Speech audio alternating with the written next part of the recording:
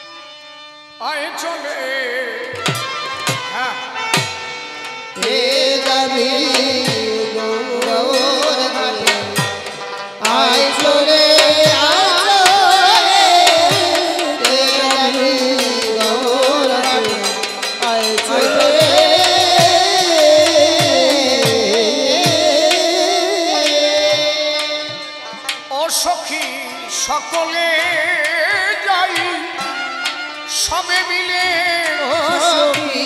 সকলে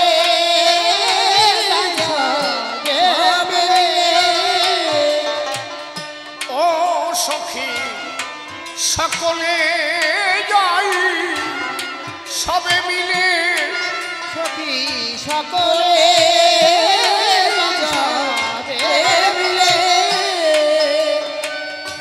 আমার মন ডুবেছে গৌর ঘাটে, আমার মন ডুবেছে গৌর ঘাটে,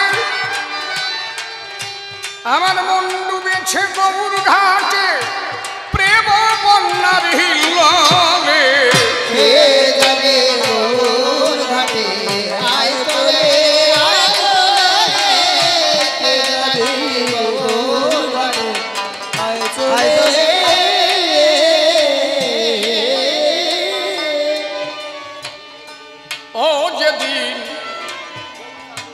যেদিন গৌর চাঁদোদয় দেশে, গৌর প্রেমের বন্যায় এসে, সুরধ্বনি যায় গো ভেসে, অদ্বৈত প্রেম হিল্লোলে।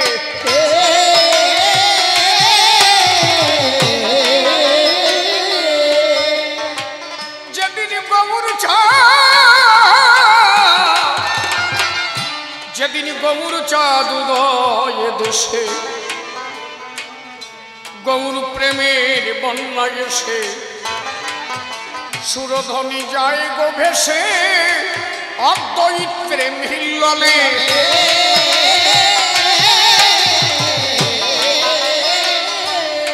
নিত্যানন্দ প্রেমের স্রোত বহিতেছে অবিরত,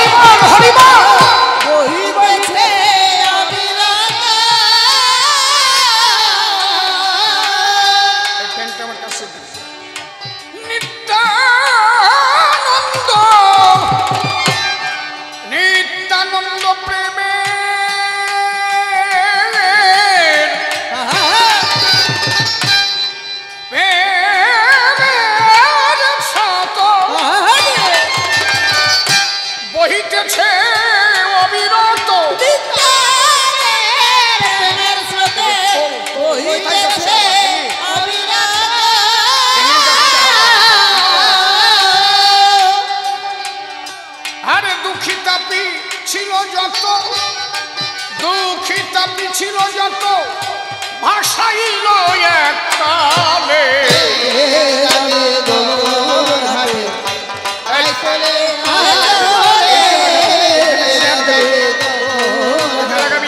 আয় চলে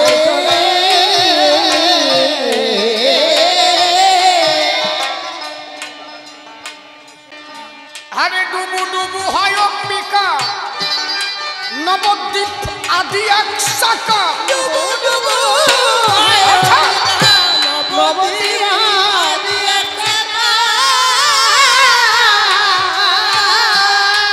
আরে ডুবু ডুবু হয় অম্বিকা নবদ্বীপ আদি এক শাখা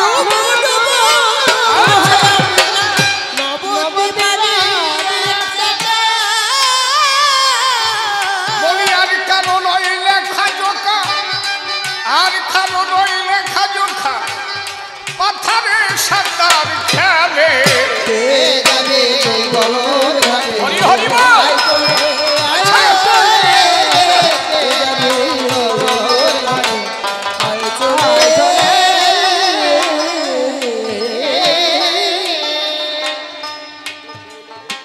একদিন ঢেউ লেগে শ্রীবাসের বাড়ি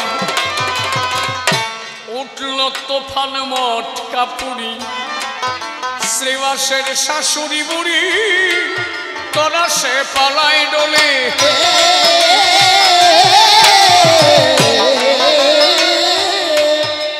একদিন ঢেউ লেগে ঢেউ লেগে শ্রীবাসের বাড়ি বাবা আর উঠল তুফান মটকা পুরি শ্রীবাসের শাশুড়ি বুড়ি তোরা সে পালায় ডোলে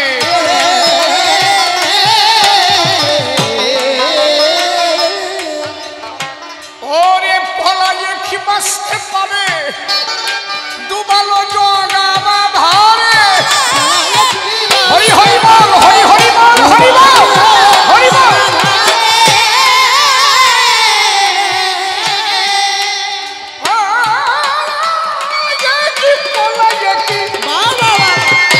পলায়ে কি বাঁচতে পারে ওরে ডুবালো জগামা ধারে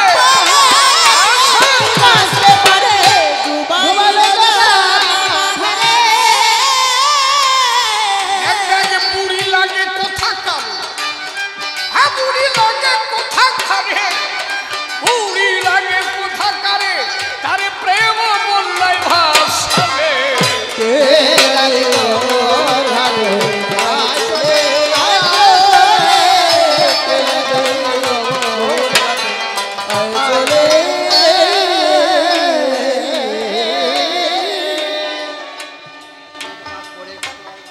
বেদ বিধিমার্গ কেমন জানিস শোন বিধিমার্গের ঊর্ধ্বে মতুয়ারা কেন কথাগুলো ধৈর্য ধরে শোনে একদম প্র্যাকটিক্যালি কথা বলি তো আমি আপনারা বুঝতে পারবেন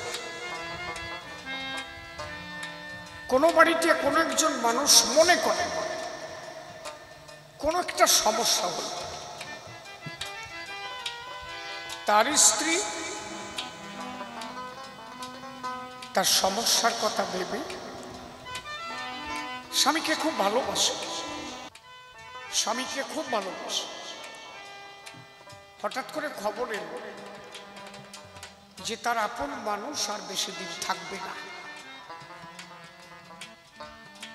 ওই বউটা তখন কি করছে নিজের ভালোবাসার মানুষের যদি কিছু হয় প্রকৃত যে ভালোবাসে তখন সে কি আর ঠিক থাকতে পারে কত যে ব্যথা জাগে তার অন্তর খবর নেই তার কাছে বাড়ি বাড়ি কেমন লাগে তোমার ভালো ঠাই ভালো আছো কারণ সে তারে মনপ্রাণ দিয়ে ভালোবেসেছে কিন্তু খবর পেল বেশি দিনের জন্য সে আর থাকবে তার অর্ধাঙ্গিনী তাকে জড়িয়ে ধরে তখন কাঁদছে কানতে কানতে অনাথ হয়ে গেছে। আমি জাগতিক দিয়ে বোঝাচ্ছি। হঠাৎ করে বাসুর আসছে দাঁড়ায়, ও তো আসছে জ্ঞান শূন্য অবস্থায়, নাই আর জাগতিক জ্ঞানের ভিতরে। আপন মানুষ হারায় যাচ্ছে, ভাব কেমন তখন বোঝো তো। বাসুর এসে বসছে, বাসুর এসে গলায় ধরছে। কথাটা বুঝো। আচ্ছা বিধিমার্গে বলে কি, ও কি বাসুরে জয় ধরতে পারে? যদি বিধি মানে তাহলে বাসুরে দেখার দ্বারে এক হাত দূরের থেকে আগে প্রণাম করত।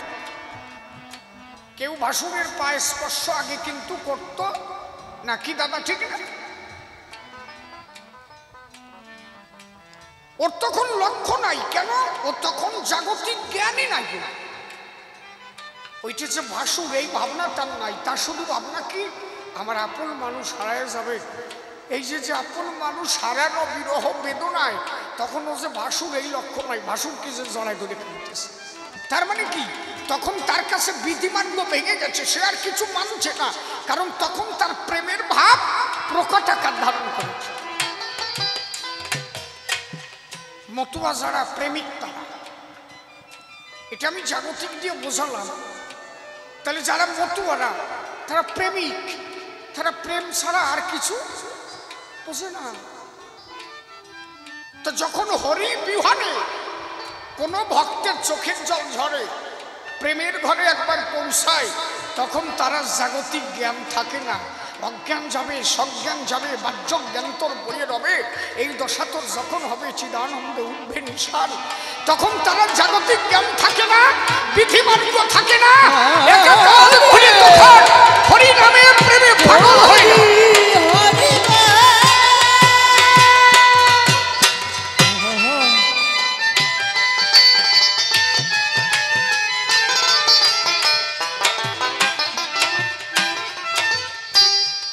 তাহলে মতুয়ারা বিধি মানে না কেন, বিধান মানে না কেন?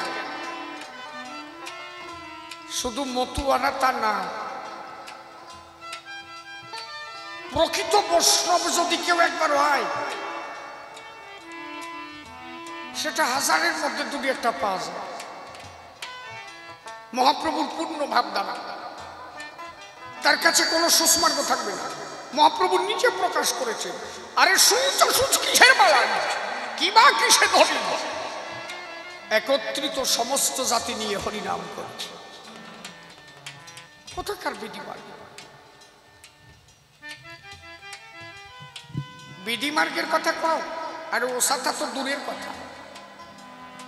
মহাপ্রভু খান্ডিবনের রাস্তা দিয়ে যাচ্ছে, হরি আর করি, হরি মানে হচ্ছে সিংহ, করি মানে হচ্ছে হাতি। রাস্তা দিয়ে যাচ্ছে, মানে প্রেমিক হলে তখন পরিস্থিতি কি হয়? মতুয়ারা প্রেমিক, এদের কোনো মন্ত্রতন্ত্র লাগে না, এরা প্রেম ছাড়া আর কিছু বোঝে না। বাবা হরিশান, ও বাবা গুরুশান, এই হরিশান কইয়েই কান্দে পড়বে। দেখো না, হরিশান কোয়া মাত্র কান্দে খাইতে শিখে পড়বে, ওর বিধিমার্গ মানার সময় কম। কথা বোঝা যাচ্ছে আমার? আর যার যত সময় প্রেম না হবে, তত সময় তার হরি কাছে হবে। অশ্বিনী গোসাই পরিষ্কার লিখেছে, সে প্রেমিক পেলে করে কোলে, প্রেম শূন্য দেখলে লুকায়, মনের মানুষ ধরা বন্ধে ফেরা মুখের কথা নয়। কেউ যদি হরি বলে খালি চোখের জল ছড়াতে পারে, একমাত্র এই জগতে শান্তি হরি।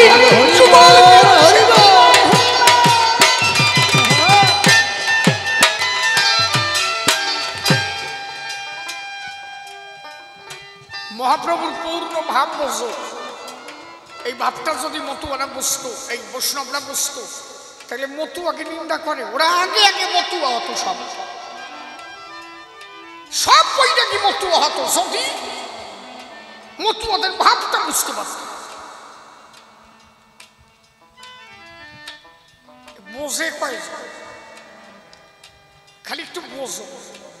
মহাপ্রভু যাচ্ছে খান্ডিবনের রাস্তা,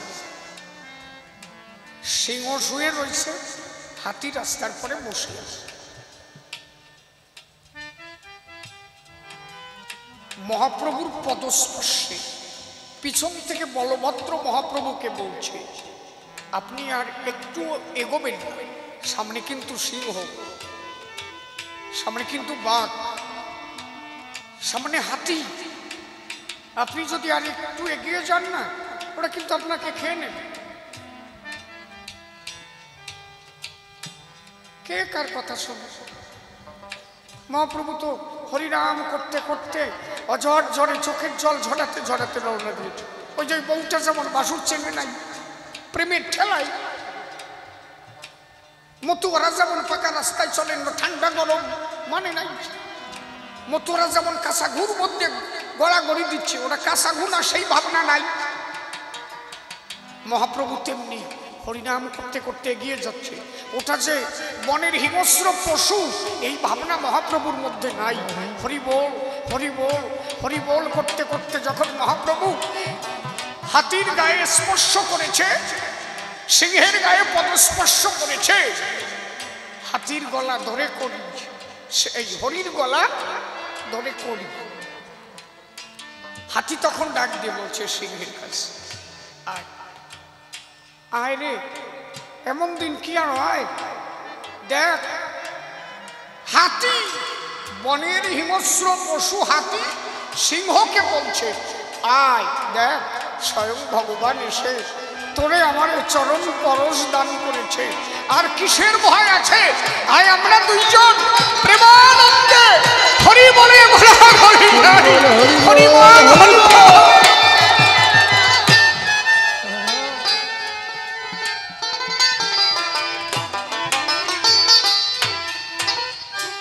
এই স্তরে একবার মানুষ দাঁড়ালে তখন তার কাছে আর বিধিমার্গ থাকে নাকি? মানুষ একবার প্রেমিক হয়ে গেলে তার কাছে কোথাকার বিধিমার্গ, সব ভেঙে চুপমার হয়ে যায়।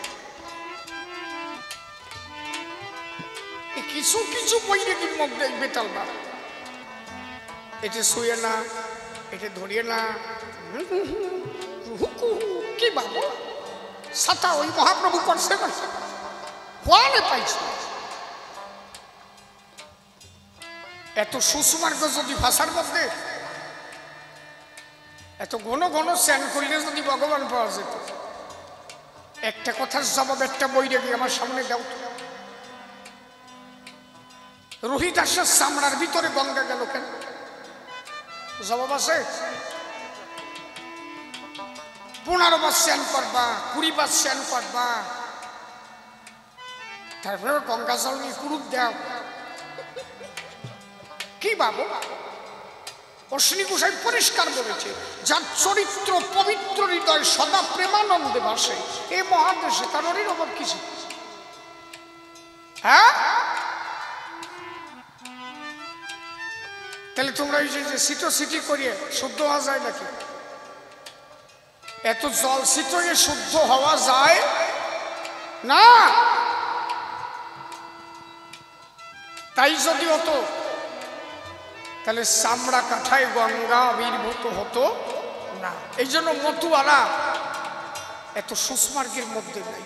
যা হলে ঈশ্বর প্রাপ্তি হয় মতুয়ারা জানে, তাই তারা জানে একমাত্র ঈশ্বরকে পেতে গেলে প্রেম ছাড়া আর কিছু নাই।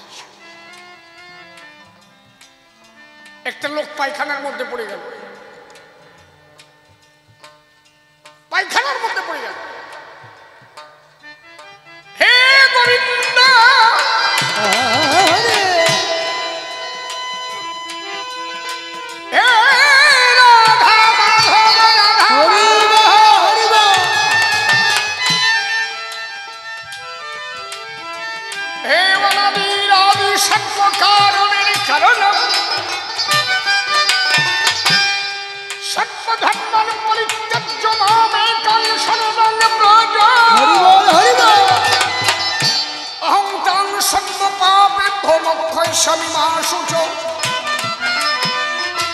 ঈশ্বর পরম কৃষ্ণ সচিদানন্দ বিগ্রহ অনাদির আদি শ্রী গোবিন্দ সর্বকারণের কারণ।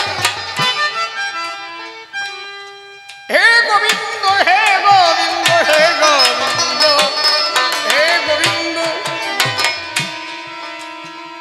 রক্ষা করো দীন বন্ধু হরি। আমি পায়খানার শাড়ির মধ্যে গেছি পড়ি,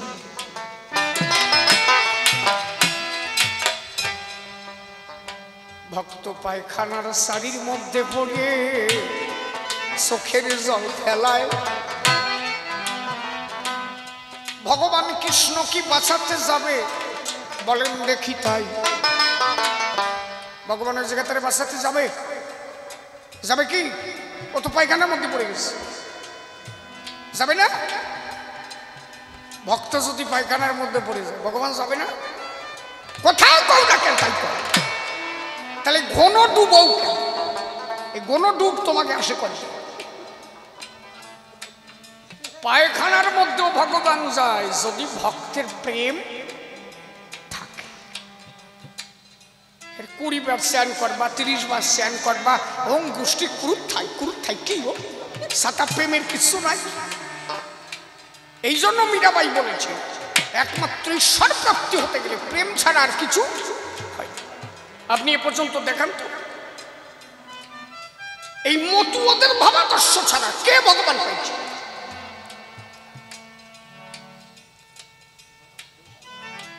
একটা কথা ঠাকুর লোকনাথ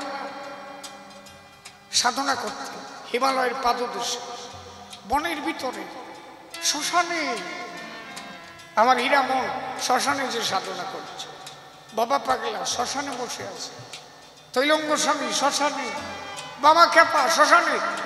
তোমাকে মতো এই গঙ্গা জলে সিটে দিয়ে গোবর সরা দিয়ে কয়জন বসে ভগবান পাইছে? একটা খবর দেখাও।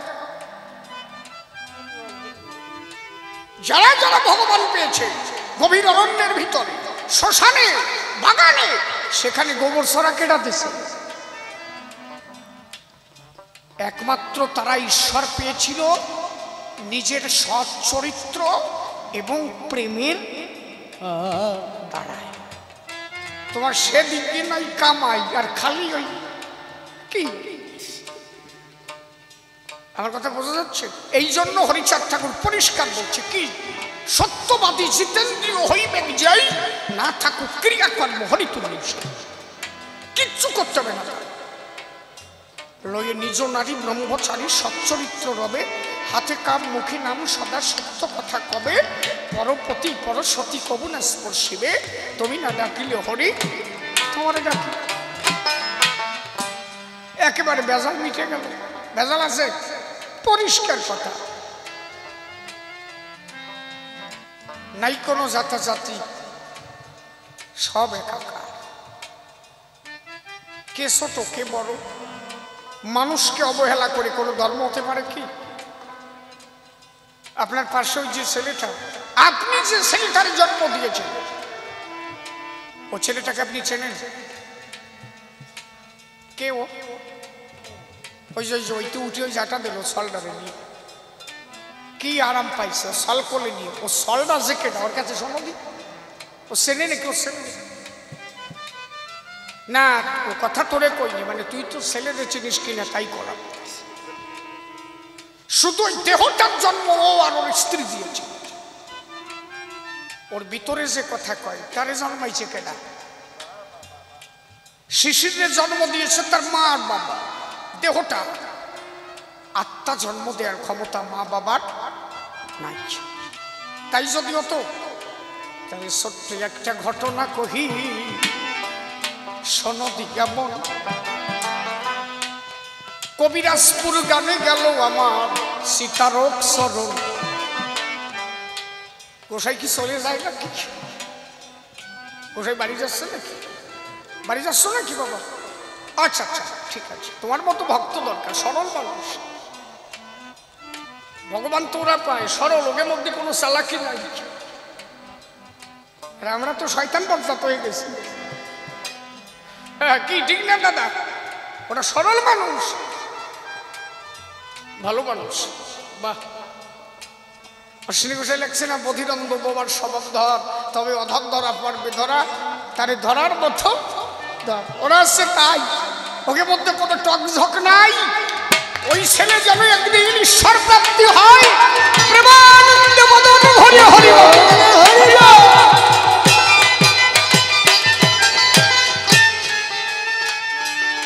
হরি বল, হরি হরি হরি বল। হরি বল।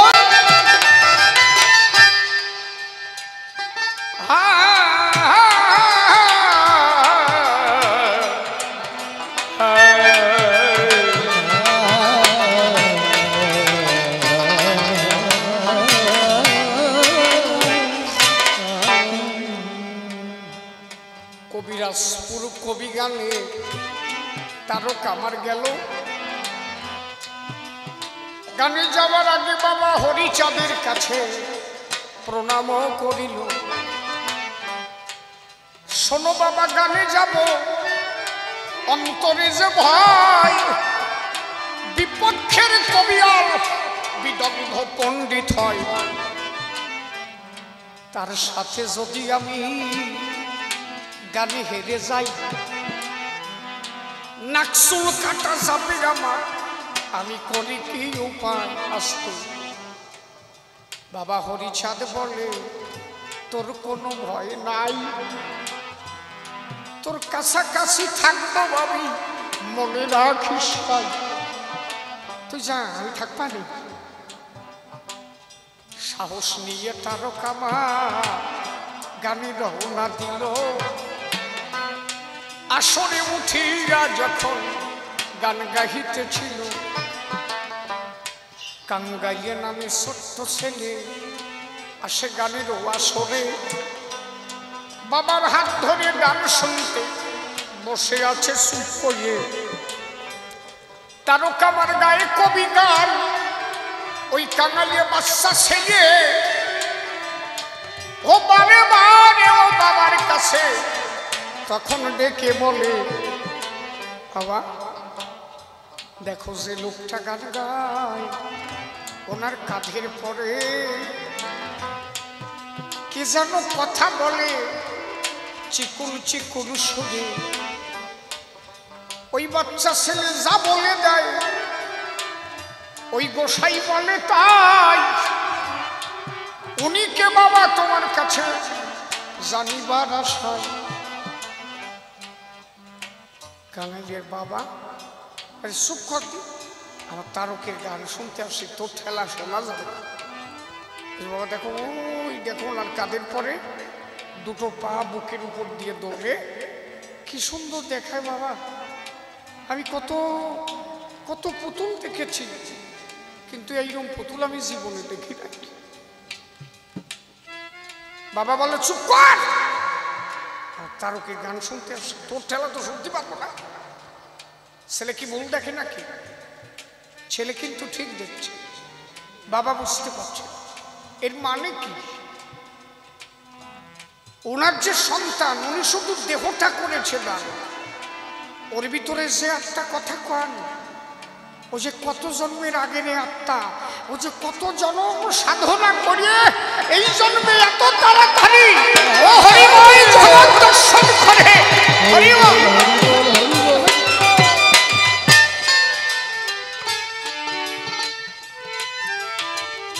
তাহলে বাবা শুধু দেহ দান করে, আত্মা দান করার ক্ষমতা নাই। বাবাও জানে না যে আমার ঘরে যে সন্তান এসেছে ও কত জন্মের সাধনার পরিপূর্ণ মানুষ।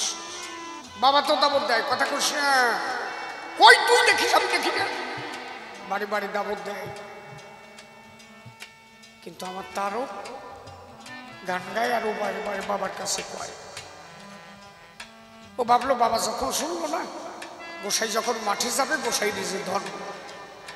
তারক আবার মাঠে প্রাতকর্ম সারবাত্তরে যখন গেল, ওই বাচ্চা ছেলে গিয়ে সামনে দাঁড়ালো। তার গোসাইয়ের কাছে বলতে লাগলো, গোসাই আপনি যখন আসরে গান গান, আপনার কাঁধের পরে যে ছেলেটা কথা কয় আপনি তারে আনেন নাই? আপনি একা একা মাঠে এসেছেন, সে কোথায়? তারা গোসাই বললেন, আমার কাঁধে আবার কে কথা কয়?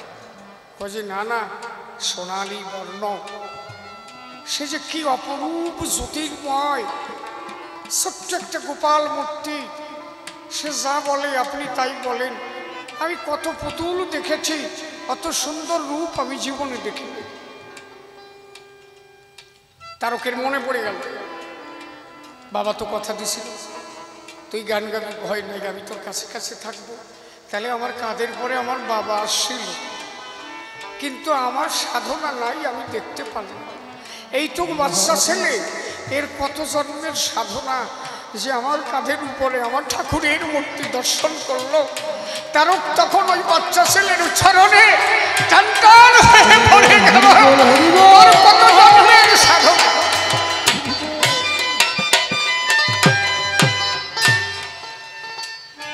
এই এক জন্মের দ্বারা হয় না। তাহলে আপনি বলেন তো, এই মানুষের ভিতরে সেই মানুষের বাস।